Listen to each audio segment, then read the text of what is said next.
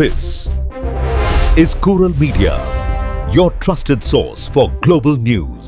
இது குரல் மீடியா செய்திகள்.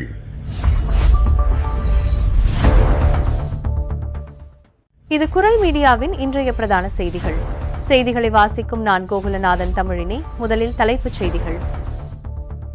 பிரான்ஸ் தமிழ்ச்சங்கம் மற்றும் பிரெஞ்சு இந்திய சங்கங்கள் இணைந்து கோலாகலமாக நடத்திய மகளிர் தின விழா. 2 நாட்களில் இருப்பது சென்ட் வரை உயர்ந்த பெட்ரோல், டீசல் விலை, எரிபொருள் விலை உயர்வு குறித்து எரிபொருள் துறை பிரதிநிதிகளுக்கு பொருளாதார அமைச்சர் அவசர சம்மன். சைப்ரஸுக்கு விரையும் ஜனாதிபதி இம்மானுவேல் மக்ரோன். பாதுகாப்பை வலுப்படுத்த மத்திய தரை கடலில் குவியும் போர்க்கப்பல்கள். பிரான்சில் உள்ளாட்சி தேர்தல் கட்டுப்பாட்டு காலம் அமல். பொது நிகழ்வுகளை குறைக்கவும் உரைகளை நிறுத்தவும் அமைச்சர்கள் மற்றும் ஆட்சியர்களுக்கு கடும் கட்டுப்பாடு. பிரான்சில் முன்கூட்டியே தொடங்கிய மகரந்த ஒவ்வாமை பருவம். காலநிலை மாற்றத்தால் மருத்துவர்களின் முக்கிய அறிவுரைகள். போலி பயண முன்பதிவு இணையதளங்கள் மூலம் பல 1000 யூரோக்கள் மோசடி. பொதுமக்களுக்கு இணைய பாதுகாப்பு நிபுணர்கள் எச்சரிக்கை. மசி நகரில் 24 வயது இளைஞர் கத்தியால் குத்தி கொடூர கொலை. குடியிருப்பு கட்டடத்தின் நுழைவாயிலில் பயங்கரம். கோடைகால ரயில் பயணச்சீட்டு முன்பதிவு நாளை மறுநாள் முதல் ஆரம்பம். அதிகாரப்பூர்வ செயலி மற்றும் தளம் மூலம் மட்டுமே முன்பதிவு செய்ய அறிவுறுத்தல். தொடர்பான விரிவான செய்திகள். பிரான்ஸ் தமிழ்ச்சங்கம் மற்றும் பிரெஞ்சு இந்திய சங்கங்களின் கூட்டமைப்பு ஆகியவை இணைந்து இந்த ஆண்டிற்கான சர்வதேச மகளிர் தின விழாவை பாரிஸில் மிகச் சிறப்பாக கொண்டாடியுள்ளன. 13ஆம் அவென்யூ ஜூல்ஸ் ஃபெரி மலகாஃப் அரங்கில் நடைபெற்ற இந்த விழாவிற்கு தலைவர் திரு தசரதன் அவர்கள் தலைமை தாங்கி அனைவரையும் வரவேற்றார். இந்த விழாவில் பாரிஸில் கலை, கல்வி, நடனம் மற்றும் கலாச்சாரம் உள்ளிட்ட பல்வேறு சமூக தொண்டுகளை செய்து வரும் சாதனை தமிழ் பெண்களை பெருமைப்படுத்தும் விதமாக பாராட்டுச் சான்றிதழ்கள் வழங்கப்பட்டன. குறிப்பாக பிரான்ஸ் கலை கேந்திர தொண்டு நிறுவனத்தின் தலைவி திருமதி லேகா, பாவலர் அருணா செல்வம், பாவலர் மலர்வாணி மற்றும் திருமதி எலிசபெத் அமல்ராஜ் ஆகியோருக்கு பொன்னாடை போர்த்தப்பட்டு பாராட்டு சான்றிதழ்கள் வழங்கி சிறப்பிக்கப்பட்டது. மேலும் பிரான்சில் உள்ள பல்வேறு தமிழ்ச் சங்கங்களைச் சேர்ந்த திரு அண்ணாமலை பாஸ்கர், திரு அலன் ஆனந்தன், திரு தம்புசாமி கிருஷ்ணராஜ், திரு தெய்வ வரதராசன், திரு ஆனந்த் யோகாச்சாரி உள்ளிட்ட பல முக்கிய நிர்வாகிகள் கலந்து கொண்டு வாழ்த்துரை வழங்கினர். விழாவின் முக்கிய நிகழ்வாக சித்தாரா நடனப்பள்ளி மாணவிகளின் கலை நிகழ்ச்சிகளும் செல்வி சம்யுக்தாவின் சிறப்பான பரதநாட்டியமும் அனைவரின் கவனத்தையும் ஈர்த்தது. நிறைவாக திரு மொழிச்செல்வன் அவர்களின் நன்றியுரையுடன் இந்த சிறப்பான மகளிர் தின விழா இனிதே நிறைவு பெற்றது. ஈரான் மீதான இஸ்ரேல் மற்றும் அமெரிக்காவின் தொடர் தாக்குதல்கள் மற்றும் அதற்கு ஈரான் கொடுத்து வரும் கடுமையான பதிலடி காரணமாக சர்வதேச அளவில் எண்ணெய் உற்பத்தி மற்றும் எண்ணெய் கப்பல்களின் போக்குவரத்தில் பெரும் சிக்கல் உருவாகியுள்ளது. இதன் எதிரொலியாக பிரிட்டன், ஜெர்மனி உள்ளிட்ட ஐரோப்பிய நாடுகளில் பெட்ரோல் மற்றும் டீசல் விலைகள் கடுமையாக உயர்ந்து வரும் நிலையில் தற்போது பிரான்சிலும் வாகன எரிபொருள் விலை அதிகரித்துள்ளது. கடந்த 2 நாட்கள் இடைவெளியில் மட்டுமே பிரான்சில் பெட்ரோல் மற்றும் டீசல் விலை லிட்டருக்கு 20 சென்ட் வரை அதிரடியாக அதிகரித்துள்ளதாக தெரிவிக்கப்படுகிறது. சர்வதேச சந்தை நிலவரத்துக்கு ஏற்ப எரிபொருள் விலைகளை உயர்த்திக் கொள்ள விற்பனையாளர்களுக்கு சட்டப்பூர்வ அனுமதி உள்ள போதிலும் சில நிறுவனங்கள் குறிப்பிட்ட வரம்பை தாண்டி மிக அதிகப்படியான விலையேற்றத்தை செய்துள்ளதாக துறைசார் அதிகாரிகள் சுட்டிக்காட்டியுள்ளனர். பொதுமக்களை நேரடியாக பாதிக்கும் இந்த அதீத விலையேற்றம் அரசின் கவனத்திற்கு சென்றதை அடுத்து இதற்கு விளக்கம் கேட்பதற்காக பிரான்ஸ் பொருளாதார அமைச்சர் எரிபொருள் துறை பிரதிநிதிகளுக்கு உடனடியாக நேரில் ஆஜராகுமாறு அவசர சம்மன் அனுப்பியுள்ளார். மத்திய கிழக்கில் அமெரிக்கா, இஸ்ரேல் மற்றும் ஈரான் இடையிலான போர் 2வது வாரமாக தொடர்ந்து வரும் நிலையில் பிரான்ஸ் ஜனாதிபதி இம்மானுவேல் மக்ரோன் இன்று திங்கட்கிழமை சைப்ரஸ் நாட்டிற்கு அவசர பயணம் மேற்கொள்ள உள்ளார். சமீபத்தில் சைப்ரஸ் நாட்டின் மீது ஈரான் நடத்திய ட்ரோன் தாக்குதலை தொடர்ந்து பிரான்ஸ் தனது சார்ல்ஸ் டெகால் விமானம் தாங்கி கப்பலை மத்திய தரை கடலுக்கு அனுப்பியுள்ளதுடன் கூடுதலாக ஒரு போர்க்கப்பல் மற்றும் வான்வழி பாதுகாப்பு பிரிவுகளையும் சைப்ரஸில் அதிரடியாக நிறுத்தியுள்ளது.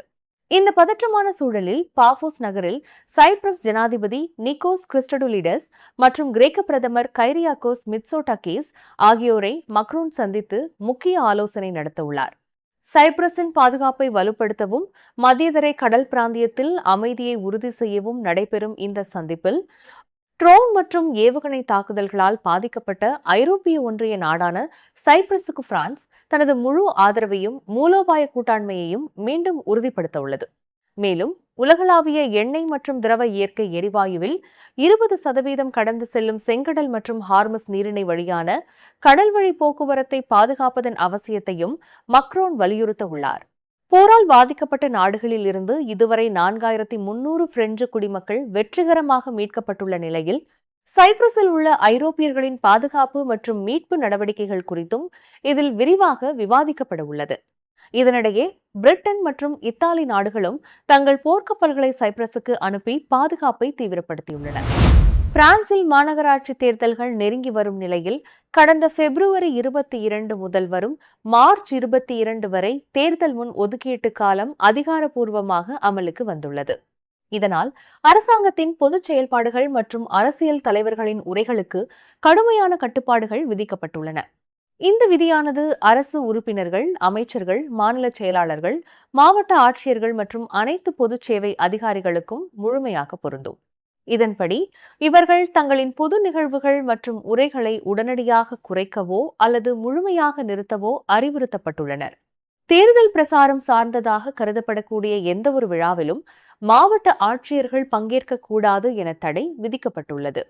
உள்ளூராட்சி அமைப்புகளுக்கான முன்கூட்டிய கட்டுப்பாட்டு விதிகள் கடந்த 2025 செப்டம்பர் முதலே அமலில் உள்ளன. இவர்களின் தகவல் பரிமாற்றங்கள் முற்றிலும் நடுநிலையாகவும் எவ்வித விளம்பர நோக்கமின்றியும் இருக்க வேண்டும் என அறிவுறுத்தப்பட்டுள்ளது. பிரான்சின் அரசியல் நடைமுறையில் தேர்தலுக்கு முன் 3 முதல் 4 வாரங்கள் வரை இந்த அரசு ஒதுக்கீட்டு காலம் அமலில் இருப்பது வழக்கமான ஒன்றாகும். இதனிடையே தற்போதைய அரசில் உள்ள சில அமைச்சர்கள் இந்த தேர்தலில் நேரடியாக வேட்பாளர்களாக களமிறங்கியுள்ளதால் அமைச்சரவையில் விரைவில் மாற்றங்கள் செய்யப்படலாம் என பிரதமர் செபாஸ்டியன் லெகோர்னு தெரிவித்துள்ளார்.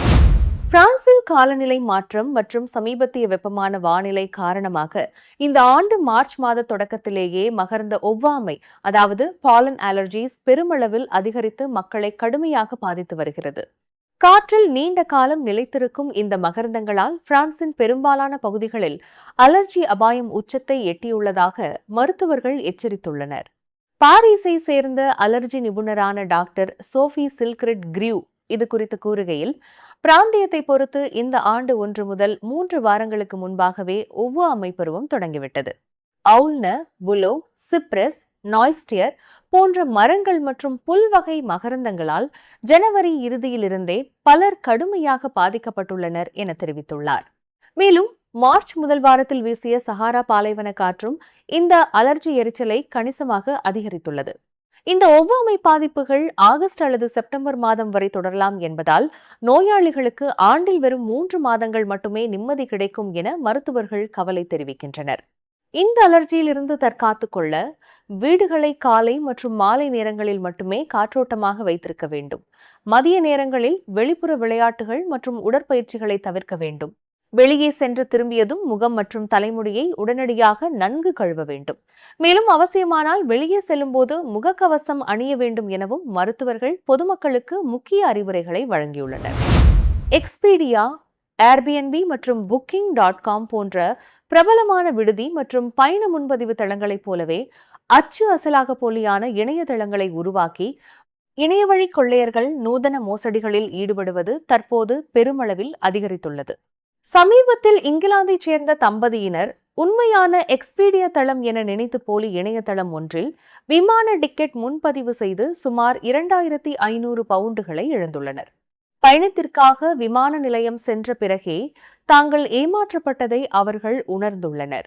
பிரான்சில் ஏர்பிஎன்பி நிறுவனத்திற்காக ஒப்பீனியன் வே நிறுவனம் நடத்திய ஆய்வின்படி சுமார் 48% மக்கள் இத்தகைய மோசடிகளால் நேரடியாக பாதிக்கப்பட்டோ அல்லது பாதிக்கப்பட்டவர்களை அறிந்தோ உள்ளனர் என்றும், இதனால் சராசரியாக 2700 யூரோக்கள் வரை நிதி இழப்பு ஏற்படுவதாகவும் அதிர்ச்சி தகவல் வெளியாகியுள்ளது. இது மட்டுமின்றி SNCF போன்ற ரயில்வே நிறுவனங்களின் பெயரிலும் போலி தளங்கள் உருவாக்கப்பட்டு பயனர்கள் ஏமாற்றப்படுகின்றனர். இத்தகைய மோசடிகளிலிருந்து தப்பிக்க முன் பதிவு செய்யும் முன்னர் இணையதளத்தின் முகவரியை கவனமாக சரிபார்க்க வேண்டும். SMS அல்லது மின்னஞ்சலில் வரும் சந்தேகத்திற்குரிய இணைப்புகளை கிளிக் செய்யக்கூடாது. அத்துடன் மிக குறைந்த விலையில் வரும் சலுகைகளை எச்சரிக்கையுடன் அணுக வேண்டும் என பாதுகாப்பு நிபுணர்கள் அறிவுறுத்துகின்றனர்.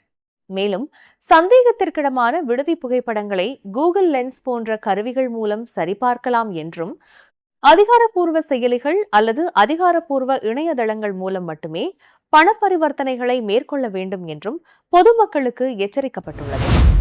மாசி நகரில் உள்ள ஒபெரா பகுதியில் 24 வயதுடைய இளைஞர் ஒருவர் கொடூரமாக கத்தியால் குத்திக் கொலை செய்யப்பட்ட சம்பவம் அப்பகுதியில் பெரும் அதிர்ச்சியை ஏற்படுத்தியுள்ளது. கடந்த ஞாயிற்றுக்கிழமை இரவு சுமார் 10 மணியளவில் ரூடு டாஃபினே தெருவில் அமைந்துள்ள ஒரு குடியிருப்பு கட்டடத்தின் நுழைவாயிலேயே இந்த சம்பவம் அரங்கேறியுள்ளது. மர்ம நபர்களால் கால்களிலும் உடலின் பக்கவாட்டிலும் பலமுறை கத்தியால் குத்தப்பட்டு இரத்த வெள்ளத்தில் கிடந்த அந்த இளைஞரை காப்பாற்ற அவசர சிகிச்சை மற்றும் மருத்துவ குழுவினர் தீவிரமாக போராடியும் சிகிச்சை பலனின்றி அவர் அன்றைய இரவே பரிதாபமாக உயிரிழந்தார். இந்த சம்பவத்தை அடுத்து அப்பகுதி இளைஞர்களும் உயிரிழந்தவரின் குடும்பத்தினரும் அங்கு பெருமளவில் திரண்டதால் நள்ளிரவில் அங்கு பெரும் பதற்றமான சூழ்நிலை நிலவியது. இதனையடுத்து முக்கிய தடயங்களை பாதுகாப்பதற்காக காவல்துறையினர் அந்த இடத்தை உடனடியாக சுற்றி வளைத்து கட்டுப்பாட்டிற்குள் கொண்டு வந்தனர். வர்சாய் குற்றப்பிரிவு அதிகாரிகள் சம்பவ இடத்தில் தீவிர விசாரணை மேற்கொண்டு சில முக்கிய பொருட்களை கைப்பற்றியுள்ளனர்.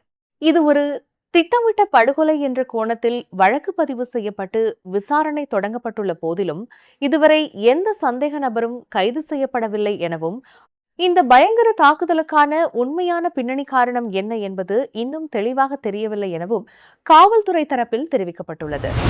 பிரான்சின் தேசிய ரயில்வே நிறுவனமான SNCF வாய்ஜர்ஸ் கோடைகால பயணங்களுக்கான பயணச்சீட்டு முன்பதிவை நாளை மறுநாள் முதல் அதிகாரப்பூர்வமாக தொடங்க உள்ளது. வரும் ஜூலை 4ஆம் தேதி முதல் டிசம்பர் 12ஆம் தேதி வரையிலான காலகட்டத்தில் மேற்கொள்ளப்படும் பயணங்களுக்கு பொதுமக்கள் இந்த முன்பதிவை செய்து கொள்ளலாம். பயணிகளின் வசதிக்காக போக்குவரத்து சேவைகளை SNCF நிறுவனம் கணிசமாக விரிவுபடுத்தியுள்ளது. குறிப்பாக மார்சை மற்றும் நைஸ் நகரங்களுக்கு இடையேயான TGV இனுவி அதிவேக ரயில் சேவைகள் தற்போது இரட்டிப்பாக்கப்பட்டுள்ளன. அதேவேளை பிரான்சின் தென்கிழக்கு நகரங்களுக்கான சேவைகளில் கூடுதலாக 60,000 இருக்கைகள் ஏற்பாடு செய்யப்பட்டுள்ளதாக அறிவிக்கப்பட்டுள்ளது. இந்த பயணச்சீட்டுகளை SNCF நிறுவனத்தின் அதிகாரப்பூர்வ செயலி அல்லது அதிகாரப்பூர்வ இணையதளம் வாயிலாக மட்டுமே முன்பதிவு செய்யுமாறு அறிவுறுத்தப்பட்டுள்ளது.